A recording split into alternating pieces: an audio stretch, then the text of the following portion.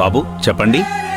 పంతులు గారు, నాకు కావాల్సిన ఒక అమ్మాయి కొన్నేళ్ల క్రితం చనిపోయిందని నాకు తెలిసింది. అప్పటి నుండి ఆ అమ్మాయి ఆత్మకి శాంతి కలగాలని ప్రతి సంవత్సరం పిండ ప్రదానం చేస్తున్నాను. కానీ ఆ అమ్మాయి బ్రతికి ఉందని నాకు అనిపిస్తోంది. నా కళ్ళ ముందు కూడా వచ్చింది, కానీ ఆ అమ్మాయి అయినా కాదా అనేది తెలియట్లేదు. ఒకవేళ నేను పిండ ప్రదానం చేసిన అమ్మాయి బ్రతుకుంటే నేను చేసిన కార్యక్రమం వల్ల తనకేమైనా అరిష్టం కలుగుతుందేమోనని భయంగా ఉంది. అలా జరగకుండా ఏం చేయాలో మీరే చెప్పండి. బాబు, ఆ అమ్మాయి చనిపోయిందనుకుని మీరు మంచి మనసుతో పిండ ప్రదానం చేశారే కాని చెడు మనసుతో కాదు కదా. కాబట్టి ఆ అమ్మాయికి అరిష్టం కలగకుండా ఉండటానికి దేవునికి జరిగినదంతా విన్నవించుకోండి. నేను కూడా దేవునికి పూజ చేసి ఆ అమ్మాయి ఎక్కడున్నా ఆనందంగా ఉండేలా చూడమని వేడుకుంటాను. అలాగే పంతులు గారు.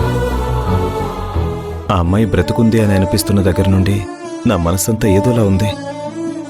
నిజంగా అమ్మాయికైతే ఏమీ కాదు కదా? బాబు, మనం నిమిత్తమాత్రులం. మనతో ఏ పని చేయించినా ప్రతిదీ దైవం చేయించినట్లే మనం అనుకోవాలి. నువ్వు అనవసరంగా కలత చెందకు. పూజకు కావలసినవి తీసుకొచ్చావా? తీసుకొచ్చాను పంతులు గారు, తీసుకోండి.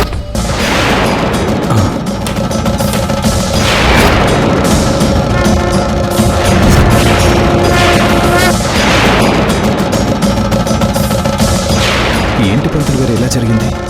ఏదో అరిష్టం అనుకుంటా. కంగారు పడకండి బాబు. స్వామివారి సమక్షంలో జరిగింది కాబట్టి స్వామివారికి తెలిసే జరుగుతుంది. మీరే కంగారు పడకండి. వెళ్ళి పూజకు కావాల్సినవి తీసుకురండి, నేను పూజ జరిపిస్తాను. అలాగే పంతులు గారు.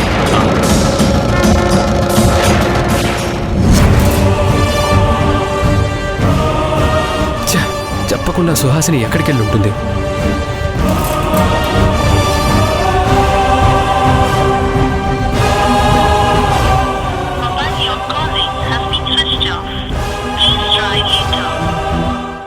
మాధవ్, తన కిచెన్లో కూడా లేదు.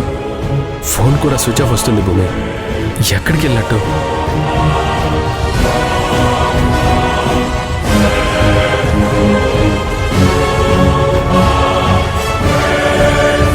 మాధవా, భూమి, ఏమైంది? ఎందుకు అలా టెన్షన్గా ఉన్నారు?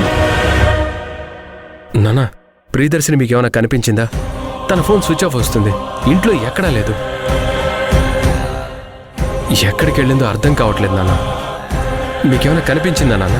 తను ఎక్కడికైనా వెళ్తున్నానని మీకేమైనా చెప్పిందా? మాకైతే కనిపించలేదు. అయినా అంత కంగారెందుకురా? తను ఎక్కడికెళ్తుంది? బయటెక్కడికైనా వెళ్ళిందేమో, తిరిగి వచ్చేస్తుందిలే. లేదమ్మా, ఫోన్ కూడా స్విచ్ ఆఫ్ అని వస్తుందమ్మా. ఒకవేళ ఛార్జింగ్ అయిపోయిందేమో. మీరిద్దరూ మరీ ఎందుకెంత టెన్షన్ పడుతున్నారో మాకేం అర్థం కావడం లేదురా. ఏం లేదత్తయ్య, తను కొంచెం డల్గా ఉంటుంది. ఎందుకు ఏంటి అని మాకు కారణం చెప్పడం లేదు. అందుకే మాకు కొంచెం భయంగా అనిపిస్తుంది. అవునమ్మా, నిజంగా నాకు అలాగే అనిపిస్తుంది. నిన్న రాత్రి ప్రియదర్శిని షాపింగ్కి వెళ్ళి నాకు మీ అత్తకి కొత్త బట్టలు కొనుక్కొని తెచ్చిచ్చింది. మా పెళ్లి రోజుకి బట్టలు వేసుకోమని చెప్పింది. అప్పుడు తన స్వచ్ఛమైన మనసు కనపడింది. అలాగే తనెందుకో బాధగా ఉన్నట్టు కూడా అనిపించింది.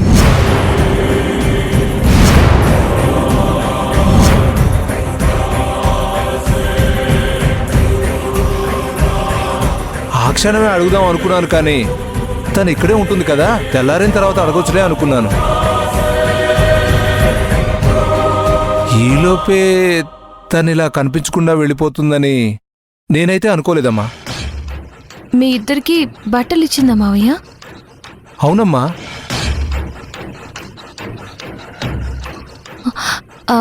సరే మావయ్య, మేము బయట ఎక్కడైనా ఉందేమో వెళ్ళి చూస్తొస్తాం. అలాగేనమ్మా.